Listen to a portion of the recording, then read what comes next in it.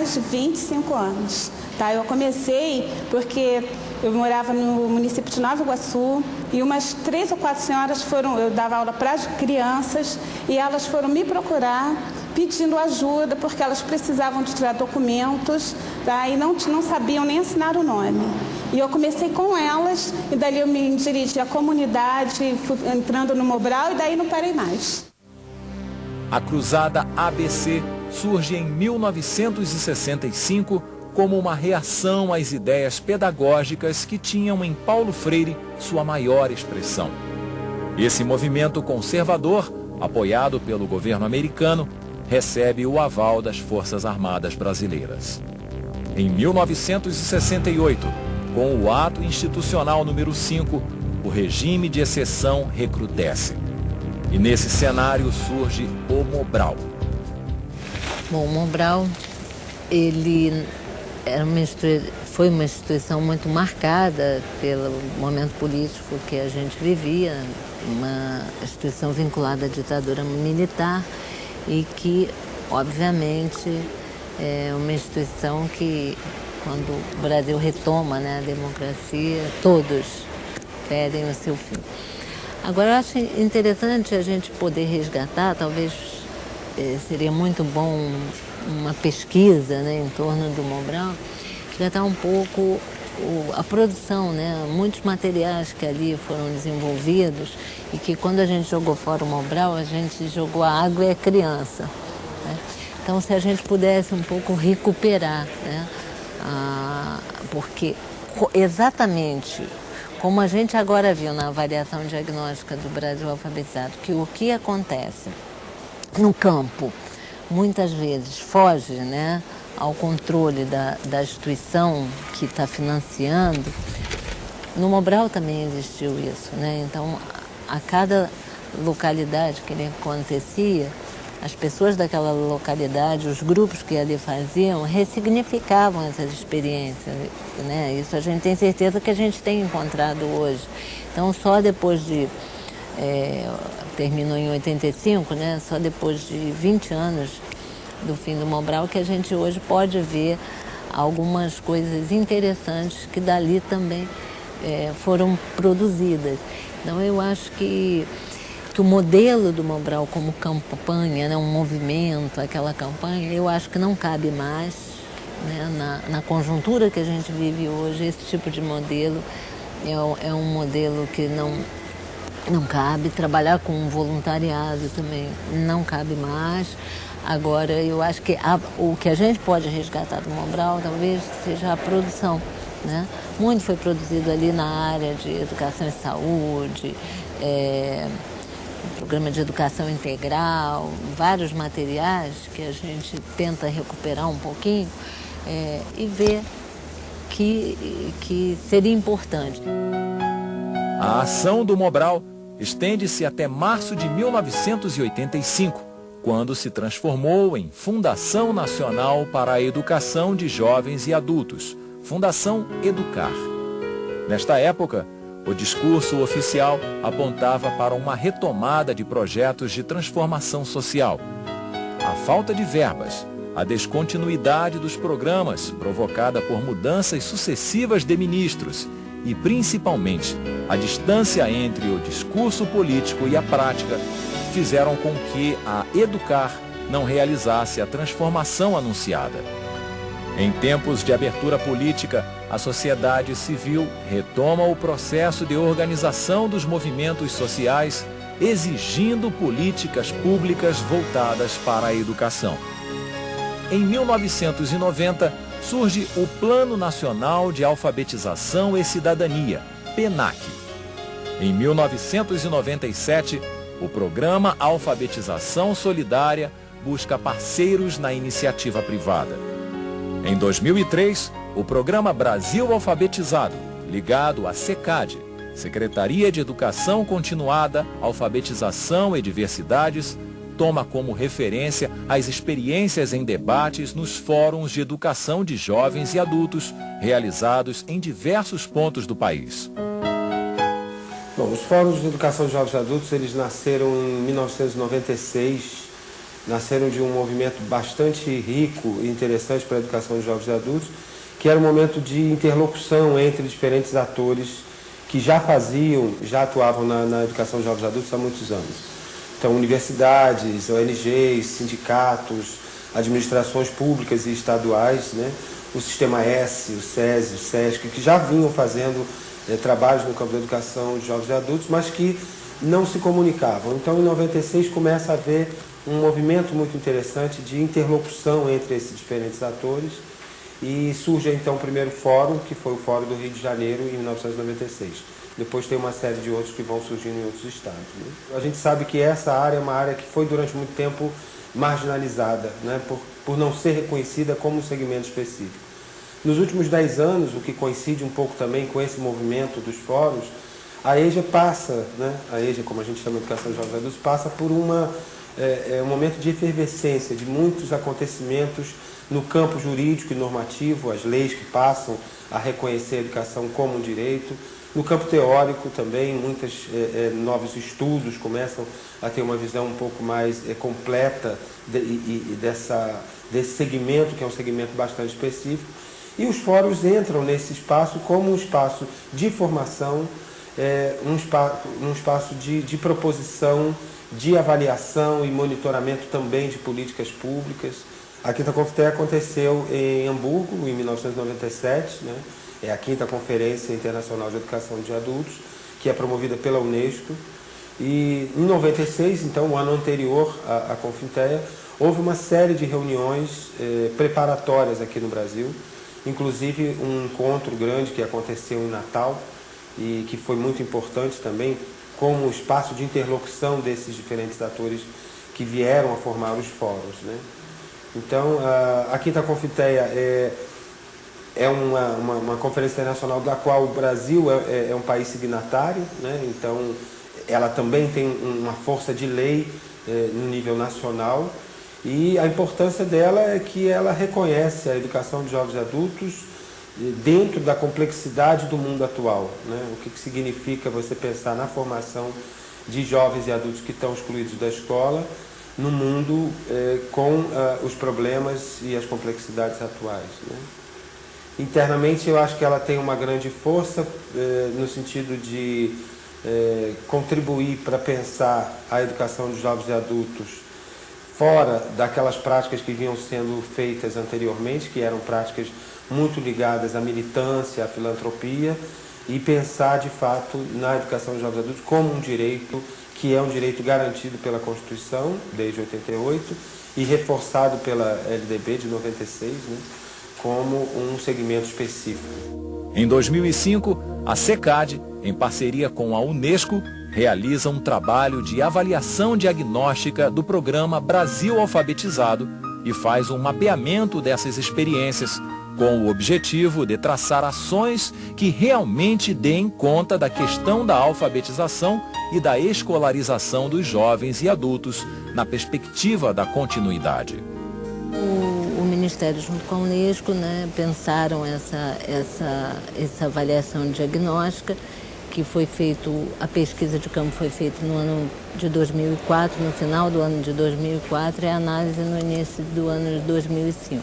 Dois dados interessantes que a gente viu, que muda um pouco da época do Mobral para hoje. Mesmo no interior, né, não diria na zona rural, mas no interior, de um modo geral, as pessoas já passaram pela escola. Ou seja, daí a gente está vendo uma universalização, existiu sem dúvida nenhuma uma ampliação de vagas, né, uma universalização, entretanto a qualidade dessa universalização não foi suficiente para que levasse, né, essas pessoas a consolidar o seu processo de escolarização. Essas pessoas retornam às classes de alfabetização. Ou seja, uma universalização sem acompanhar uma qualidade dessa educação. A outra questão que a gente viu também é em relação à diminuição dos professores leigos. Quer dizer, agora um número maior de professores já com uma formação mínima, né? Antigamente, na época, por exemplo, do Mobral, era muito comum você encontrar professores sem ensino fundamental completo, né? Agora a gente já viu uma diminuição, né, dessas características, embora a gente ainda encontrou, né? Deveria se pensar que não era mais para se encontrar, né? Uma outra questão importante que a pesquisa viu também é em relação à questão do voluntariado, ou seja, essa descontinuidade, né? Alguma coisa que é muito voluntária acaba caindo numa descontinuidade muito grande. A falta de acompanhamento, a falta de supervisão, muitas localidades a dificuldade dessa supervisão, né? Então acaba empobrecendo muitas vezes esse processo. No atual momento político, algumas ideias de Paulo Freire são retomadas.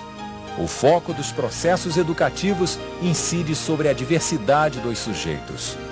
São 60 milhões de jovens e adultos que têm no máximo 2 anos de escolaridade, né?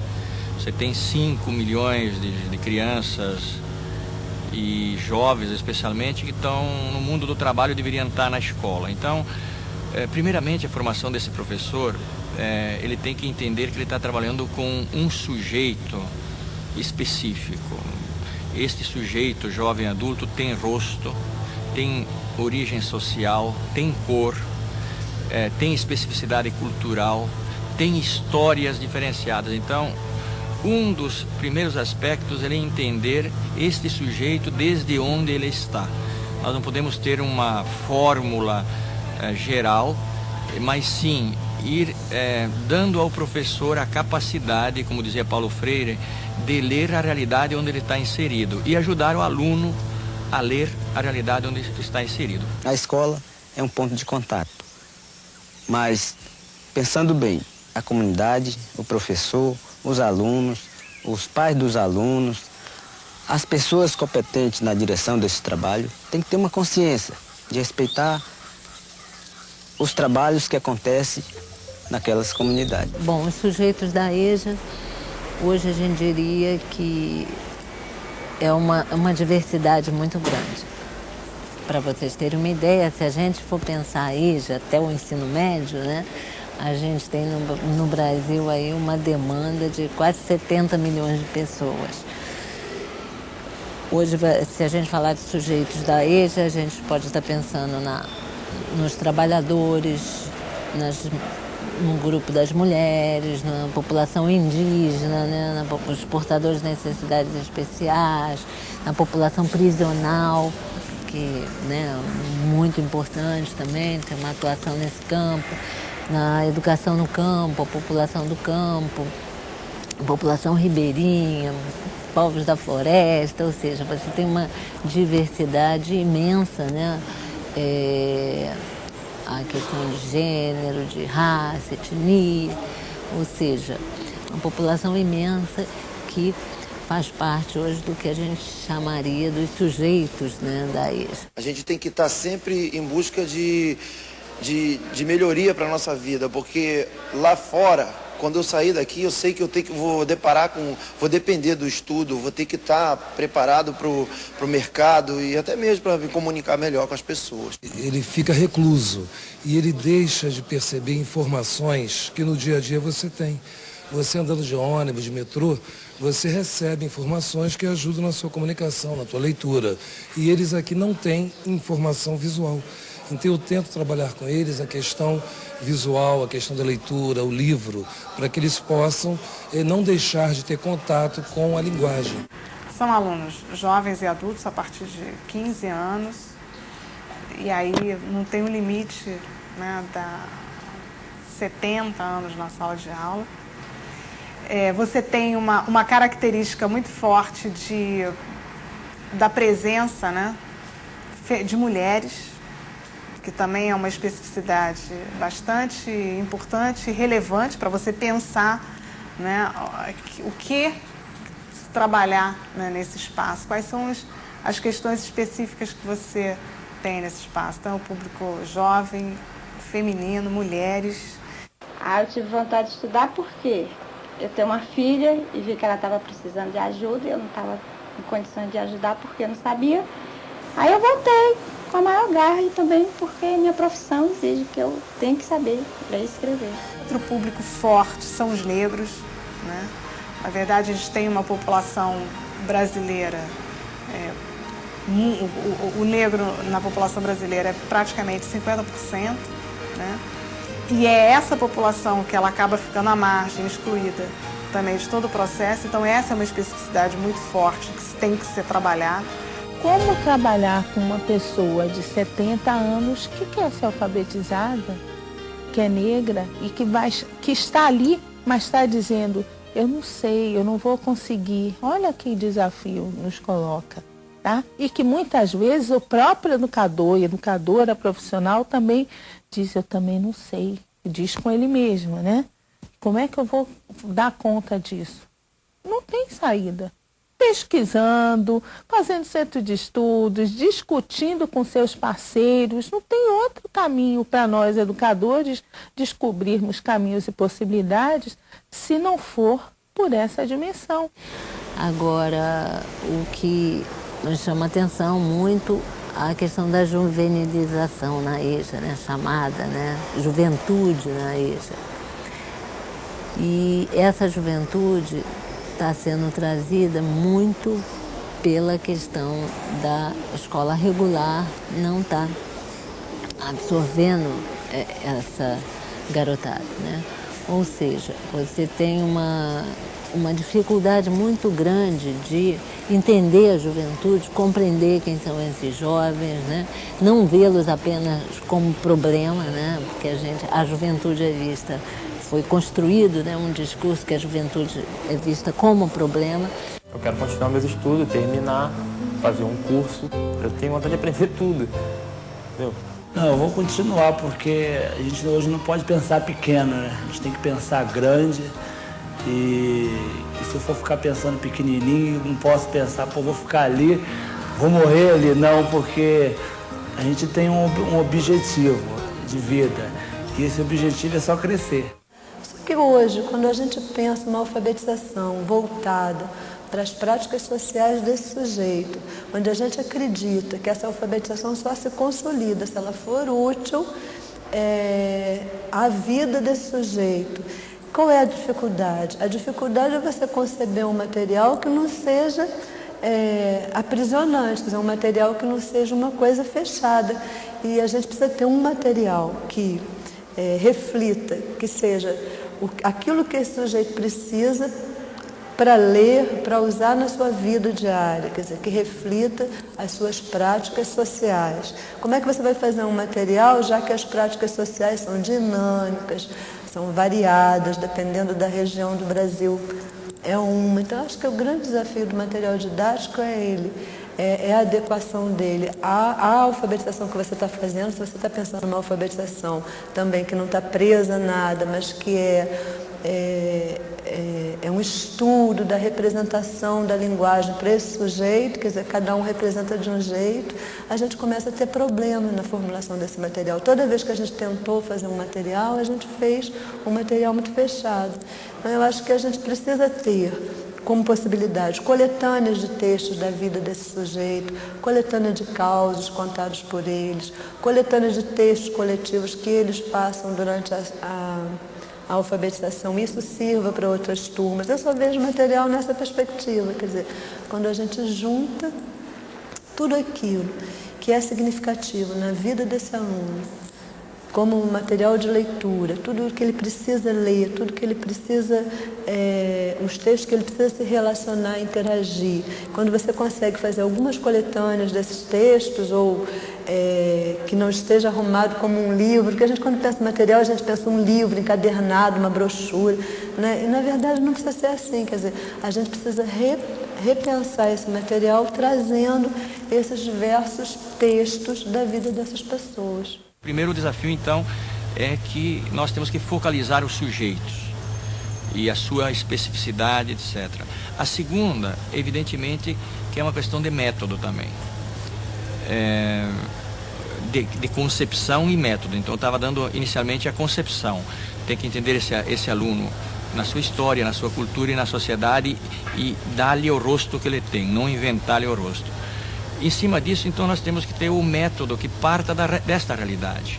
Pode partir até de um senso comum, do preconceito, do erro, mas tem que partir deste universo de alguém que tem conhecimento. Mudou muita coisa, porque quando eu entrei no Mobral, assim, nos processos de educação que eu já passei por vários grupos, era realmente a metodologia, nós seguimos a metodologia infantil, entendeu? Era aquela história do boi baba, isso não interessa ao adulto, havia muita evasão, porque isso ali não interessava, não estava na realidade dele. Então, depois de muitas capacitações, muitos encontros, muita troca de experiência, muita vivência mesmo na sala de aula, eu fui entender que eu precisava respeitar esse aluno, que ele não era uma criança, que ele tem vivência, que ele tem saber, que ele tem cultura e que o método de ensino para ele tem que ser diferenciado.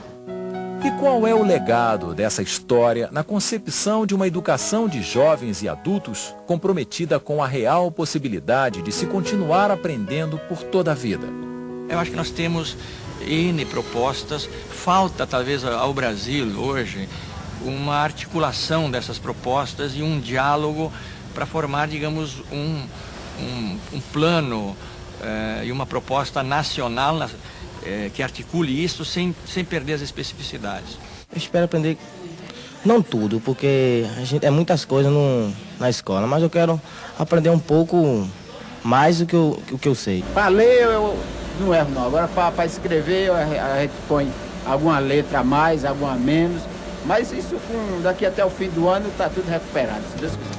Eu fico bem satisfeito de saber um dia que eu conheci uma poesia do Manuel Bandeira.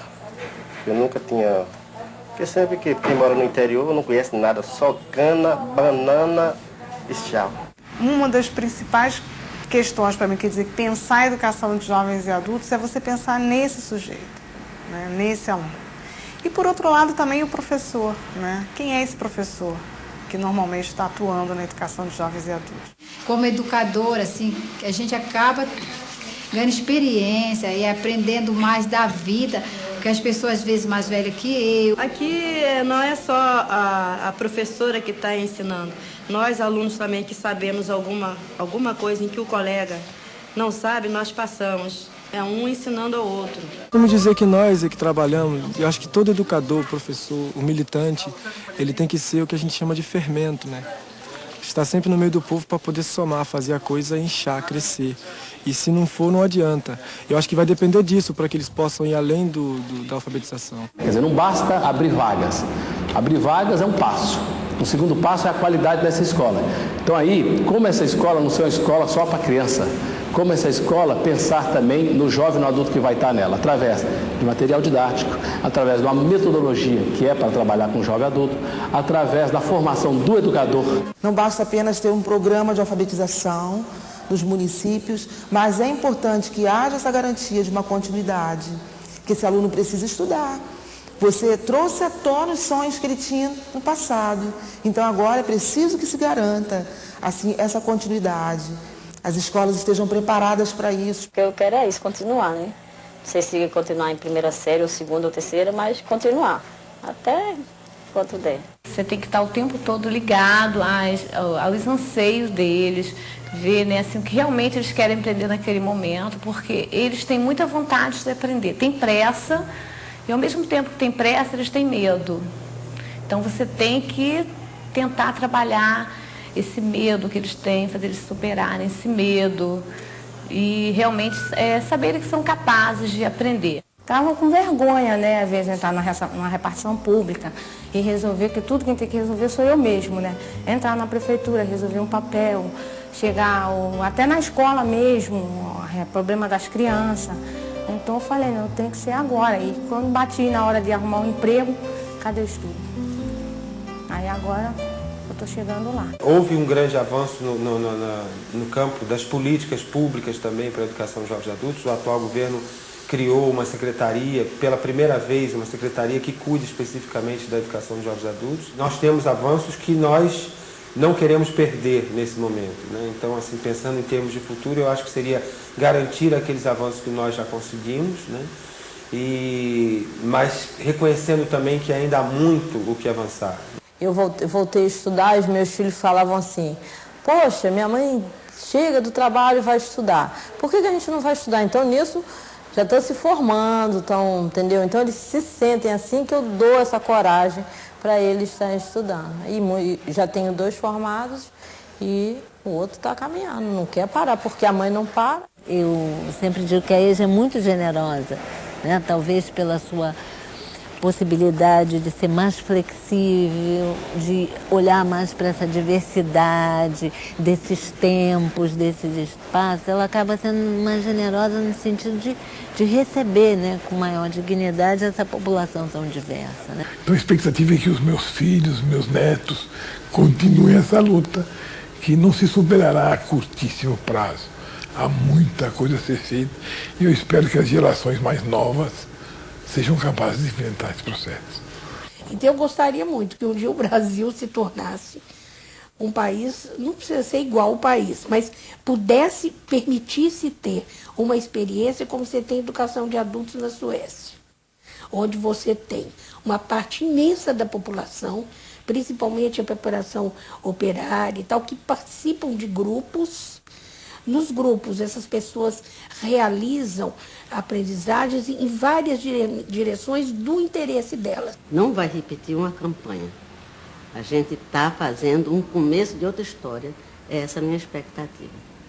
Que não deixem de mão novamente as pessoas que entraram num curso de alfabetização, saírem, né, sem alfabetização consolidada, sem, né, enfim, com muito pouco na mão. Mas ao contrário, convoque para o que ele vem produzir. Quer dizer, para mim, me enriquece como ser humano, entendeu? Eu aprendo muito com meus alunos e eu creio que essa troca de experiência me faz crescer e também a minha sala de aula, porque não é só a leitura e a escrita, é a formação do cidadão, e eu cresço também como cidadão. Eu aprendo muito com meus alunos e que não é só a leitura e a escrita, é a formação do cidadão, e eu cresço também como cidadão.